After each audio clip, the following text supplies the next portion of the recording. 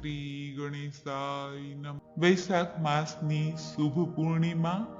આ શુભ પૂર્ણિમાના દિવસે કે જ્યાં ભગવાન બુદ્ધનો જન્મ થયો હતો, કુર્મ જયંતી મનાવવામાં આવે છે તથા ચંદ્રગ્રહણ પણ પડવા જઈ રહ્યું છે।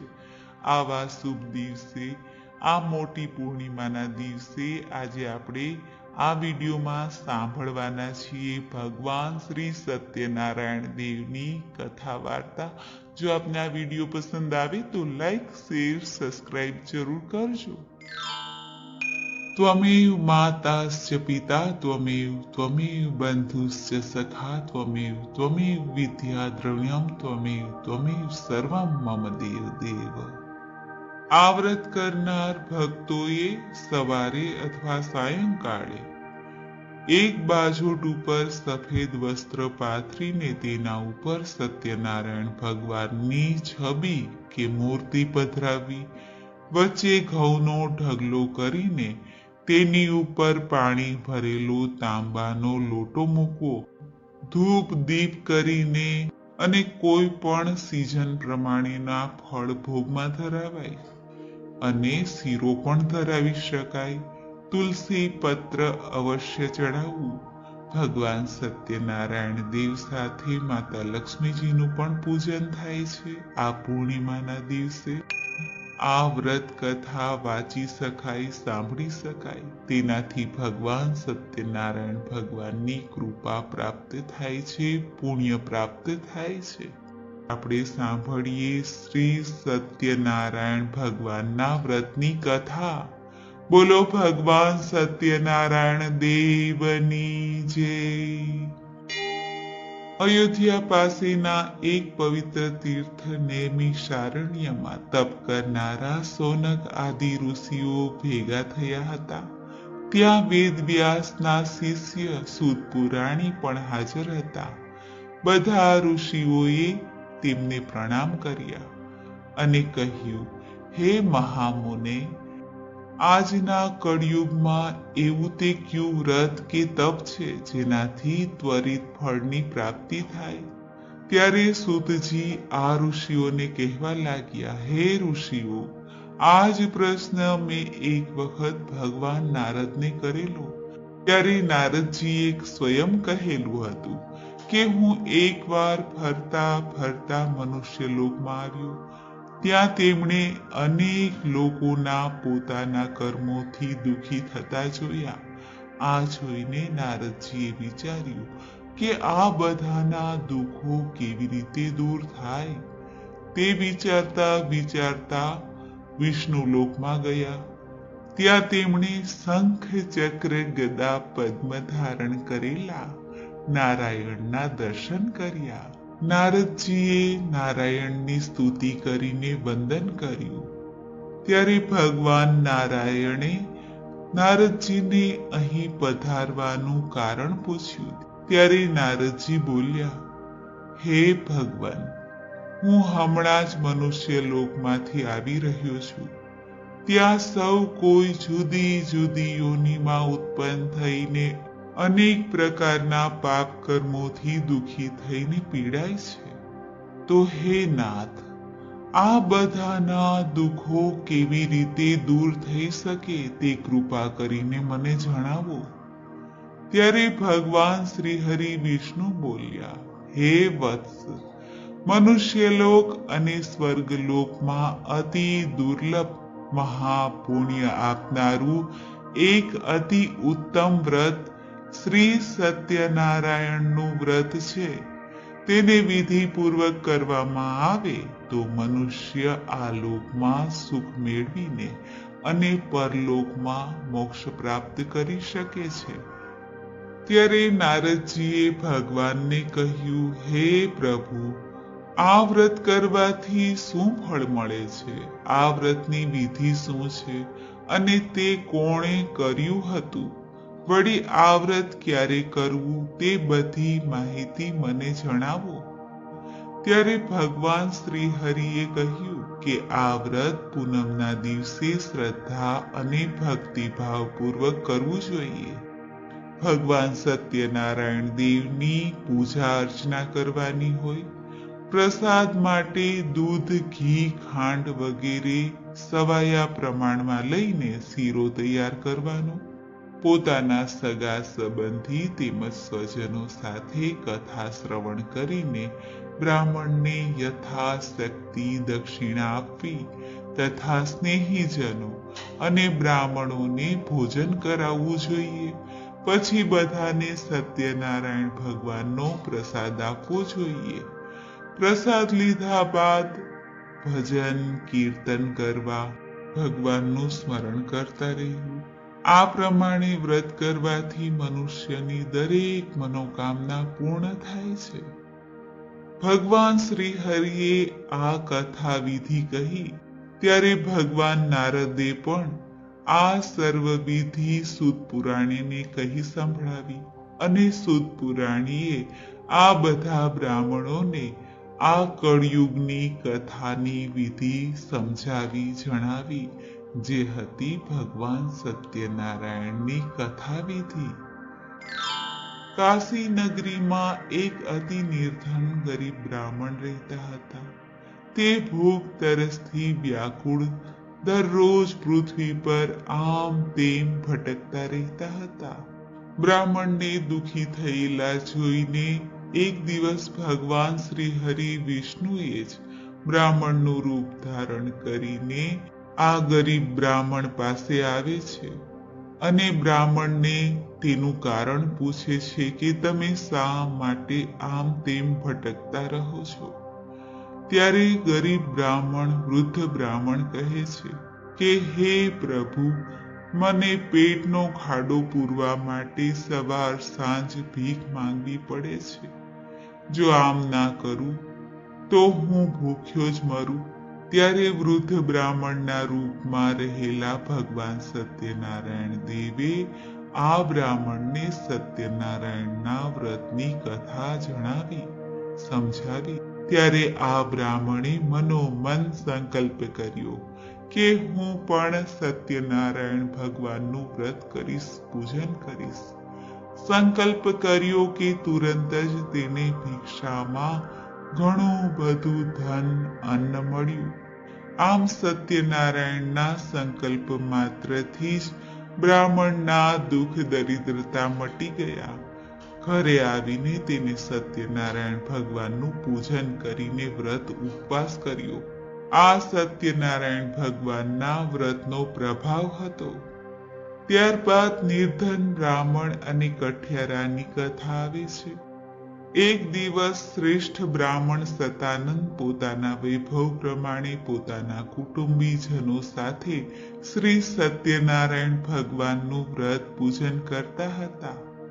તે સમયે એક ભીલ જાતિનો કઠિયારો લાકડા કાપીને માથે ભારો લઈને ત્યાંથી પસાર થતો હતો.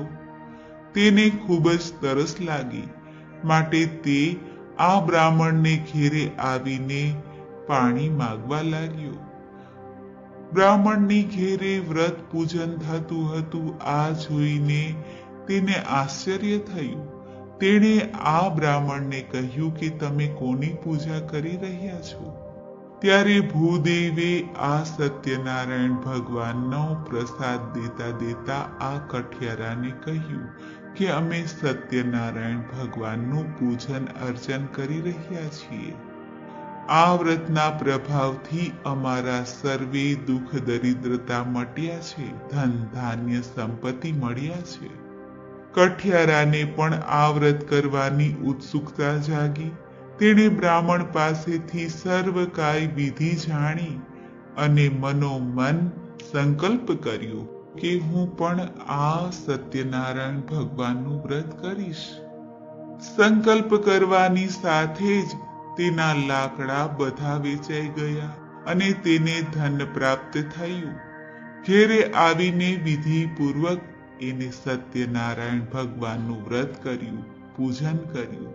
આમ કઠિયારો પણ ધનવાન સંતાનવાળો થઈને લોકમાં સર્વ સુખ ભોગવીને છેવટે સ્વર્ગમાં ગયો. બોલો સત્યનારાયણ ભગવાનની જય. ત્યારબાદ આવે છે સાધુ વાણિયાની કથા. પૂર્વકાળે ઉલ્કામુખ નામના રાજા રાજ કરતા હતા. તે દરરોજ દેવ મંદિરે જતા અને બ્રાહ્મણને દાન દક્ષિણા આપતા હતા. તેની પત્ની કમલમુખ અને પતિવ્રતા સ્ત્રી હતી. રાજા રાણી બંને સત્યનારાયણ ભગવાનની વ્રત પૂજા ઉપવાસ કરતા. ત્યારે એક વખત ત્યાંથી સાધુ વાણીઓ પસાર થાય છે. ત્યારે સાધુ વાણીઓ રાજાને આ વ્રત તપ કરતા જોઈને પૂછે છે કે તમે કોનું વ્રત કરી રહ્યા છો? ત્યારે રાજાએ કહ્યું, ભાઈ, હું સંતાન પ્રાપ્તિ માટે ભગવાન શ્રી હરિનું પૂજન કરી રહ્યો છું. સત્યનારાયણ ભગવાનનું વ્રત કરું છું.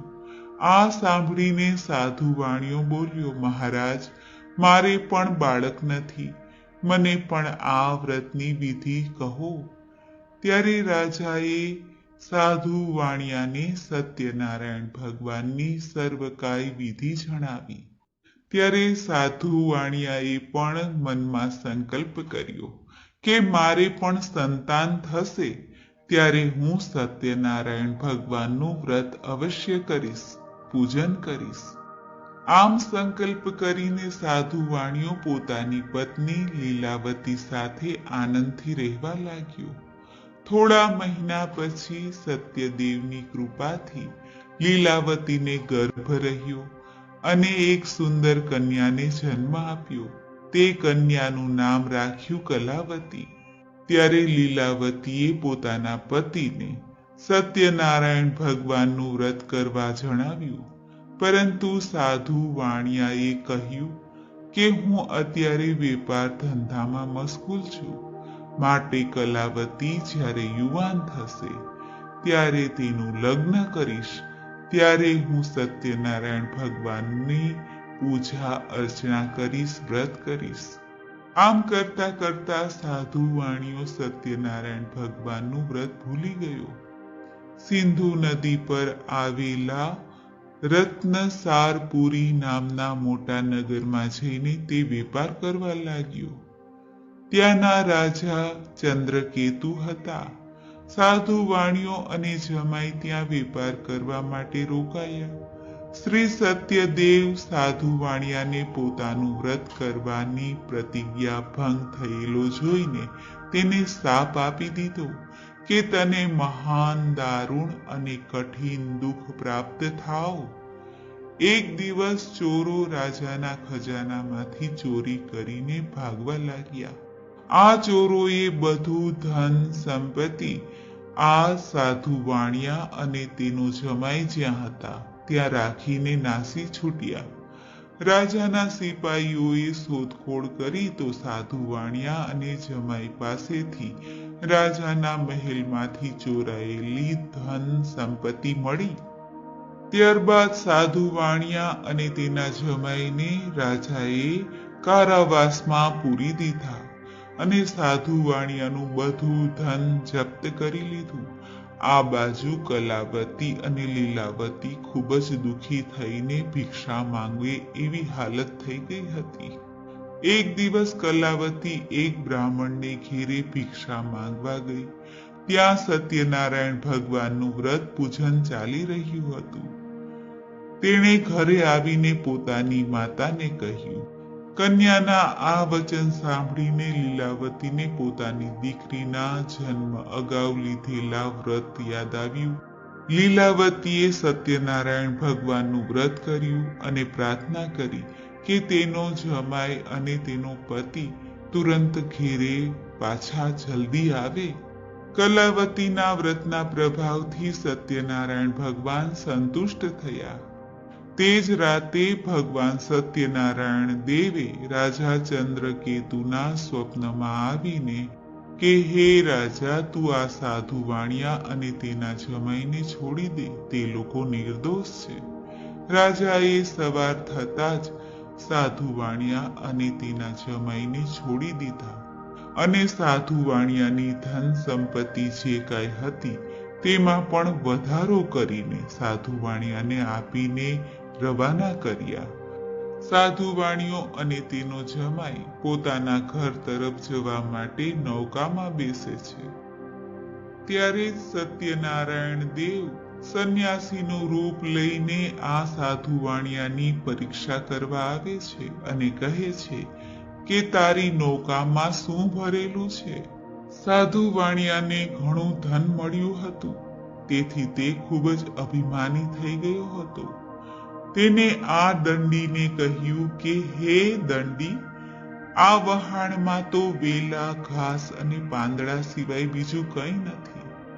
વાણિયાનું આવું કઠોર વચન સાંભળીને સંન્યાસી રૂપ ભગવાન કૃપાયમાન થયા અને તથાસ્તુ કહીને ચાલ્યા ગયા. સંન્યાસીના ગયા પછી સાધુ વાણિયાએ પોતાના ધનના પોટલા ખોલ્યા તો તેમાં ઝાડ, પાંદડ અને વેલા જ હતા. સાધુ વાણિયો આ જોઈને બેભાન જેવો જ થઈ ગયો. ત્યારે તેના જમાએ કહ્યું કે પિતાજી, પેલા દંડી તે કોઈ દેવ લાગે છે. તમે તેમની પાસે જઈને ક્ષમા યાચના કરો, કરગરો. કદાચ તેઓ આપણી ભૂલને ક્ષમા કરે. ત્યારે સાધુ વાણિયો આ સંન્યાસી પાસે જઈને માફી માંગવા લાગ્યો, કરગરવા લાગ્યો. ત્યારે સાધુ વાણિયાને આમ કરતા જોઈને સંન્યાસી બોલ્યા, હે સાધુ વાણિયા, તું મારી પૂજા કરવાનું ભૂલી ગયો છે. એ કારણે તારી અને તારી પત્નીની ખરાબ હાલત થઈ ગઈ છે. ભગવાનનું આવું વચન સાંભળીને સાધુ વાણિયાને પોતાના વ્રત પૂજન યાદ આવ્યા અને સત્યદેવની માફી માંગી અને તેને કહ્યું કે હે પ્રભુ, હું તમારું વ્રત પૂજન જરૂર કરીશ. પહેલા આપ મારા વહાણમાં જે ધન હતું તે પાછું આપો. તેઓએ તુરંત જ સાધુ વાણિયાને ઈચ્છિત વરદાન આપીને અંતર્ધ્યાન થઈ ગયા. સાધુ વાણિયો અને જમાઈ પાછા ફરીને વહાણ પાસે આવ્યા અને જોયું તો બધું ધન ક્ષેમ કુશળ હતું. ત્યારે સાધુ વાણિયાએ ત્યાં સત્યનારાયણ ભગવાનની પૂજા વિધિસર કરી પોતાના નગર તરફ જવા ઉપડ્યા. પોતાનું ગામ નજીક આવતા સાધુ વાણિયાએ પોતાના એક દૂતને પોતાના આગમનના સમાચાર જણાવવા માટે ઘેરે મોકલ્યો.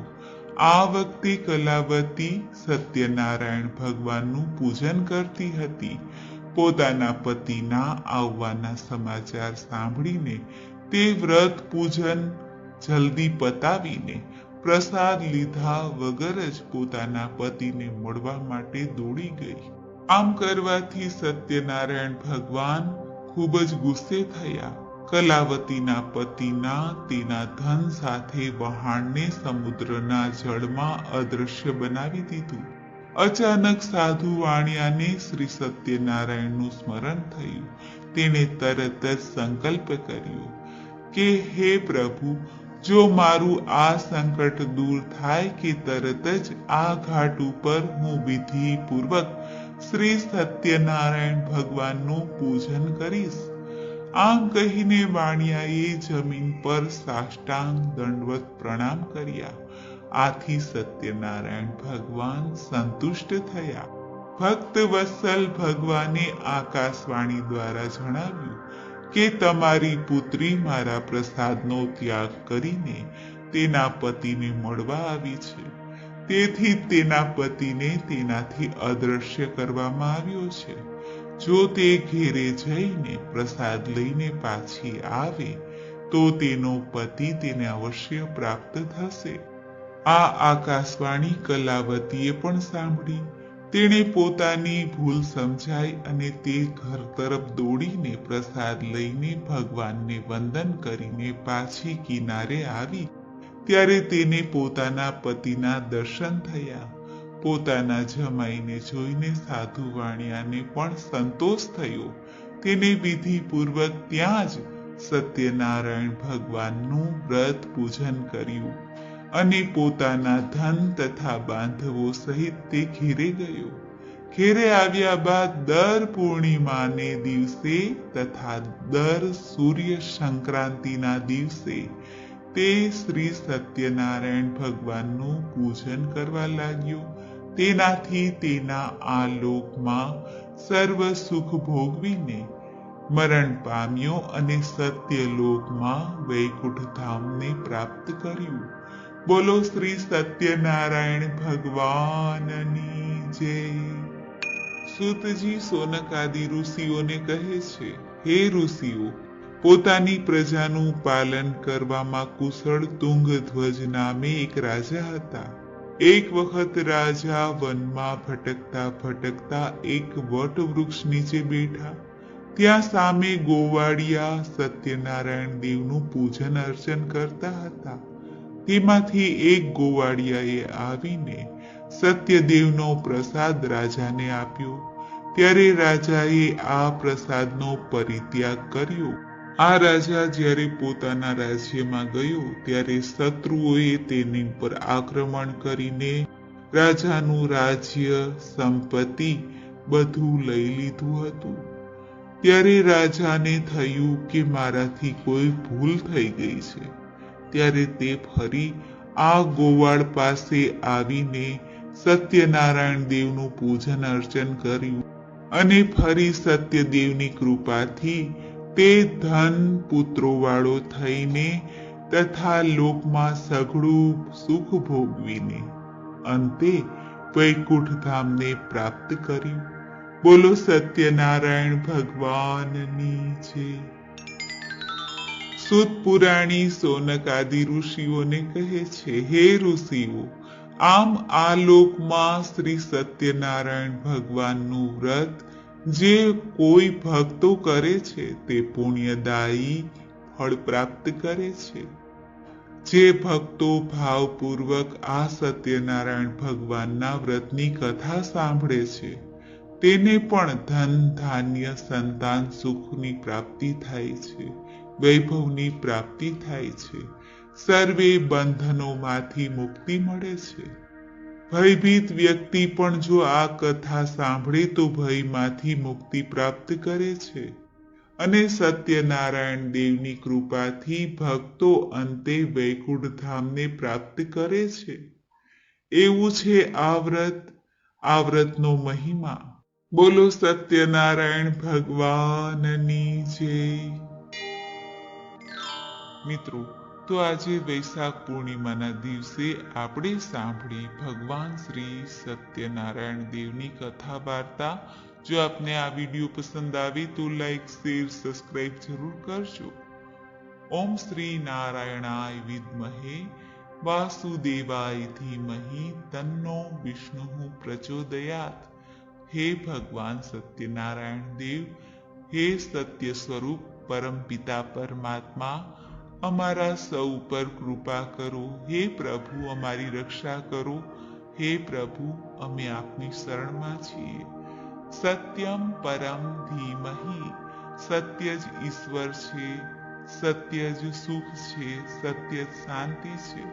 એવા પરમ પ્રકાશમય દિવ્ય સ્વરૂપ પરમ પિતા સત્યનારાયણ દેવની જય.